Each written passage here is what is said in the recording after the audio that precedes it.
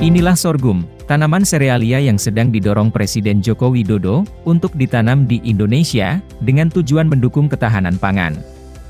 Di Kabupaten Bandung, ada lahan seluas 2.000 meter persegi yang ditanami sorghum dalam tahap demplon. Menurut Neneng Supriyatiningsih, salah seorang petani sorghum, ada 3 varietas warisan Abah sorghum yang ditanam di Kampung Sorghum, yaitu Tongkol Jantung, Mayang Mekar, Bioguma 1 dan Talaga Bodas. Neneng mengungkapkan, saat ini sorghum masih sedikit ditanami dan dikonsumsi di Indonesia.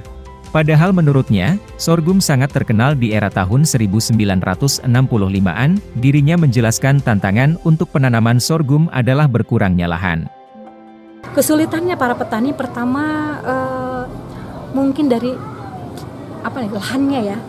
Lahan sekarang semakin menipis. Nah, berarti kita harus ekspansi, diversifikasi ke tempat-tempat yang mencari lahan yang tidur. Ya, alhamdulillah sekarang untuk Jawa Barat dibuka kembali wilayah-wilayah tersebut, dan kalau kita melihat ada tempat-tempat yang tidak terpakai, maka kita mengadakan kerjasama baik dengan pemerintah setempat ataupun dengan para petani.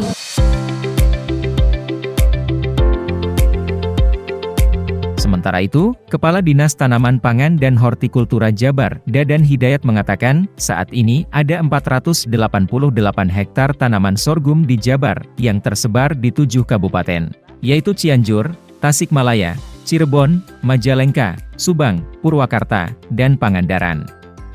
Potensi sorghum untuk menjadi bahan pangan pengganti beras pun cukup bagus, karena kemampuannya tumbuh di tanah yang kering sekalipun. Bagaimana kita mengantisipasi musuh kekurangan pangan, mau tidak mau kita tingkatkan kapasitas produksi pangannya. Salah satu diantaranya memang sorghum. Nah, sorghum ini punya banyak kelebihan sebagai tanaman. Dia bisa tumbuh di lahan-lahan yang marginal. Nah, dia gitu. Lahan marginal itu? Lahan marginal itu? Lahan itu lahan yang kritis, yang kritis, kurang unsur haranya. Nah, gitu. Berbagai olahan pun bisa dibuat dari tanaman sorghum, mulai dari tepung hingga dijadikan bubur, tenteng, mie, kerupuk, dan bolu. Ahli gizi RSAS Bandung, Ides Hairuman mengatakan, sorghum sangat aman dikonsumsi oleh anak berkebutuhan khusus. Karena sorghum memiliki kandungan serta tinggi, lemak tak jenuh tinggi, kaya akan protein, vitamin B, dan karbohidrat lebih rendah dibandingkan beras.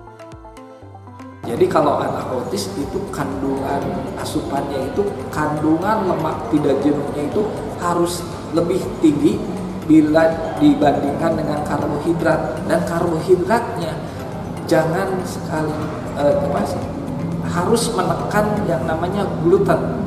Tetapi karena sorghum ini free gluten, jadi aman sekali untuk anak autis. Sorghum diketahui menjadi salah satu bahan pangan substitusi gandum. Oleh karenanya Presiden Joko Widodo mulai menggencarkan penanamannya untuk ketahanan pangan Indonesia. Yang menggembirakan adalah, bibit dari kampung sorghum sudah dibawa hingga Thailand, Malaysia, Amerika, dan Turki. Para petani sorghum di Jawa Barat telah siap untuk mengekspor sorghum melalui kerjasama dengan beberapa perusahaan.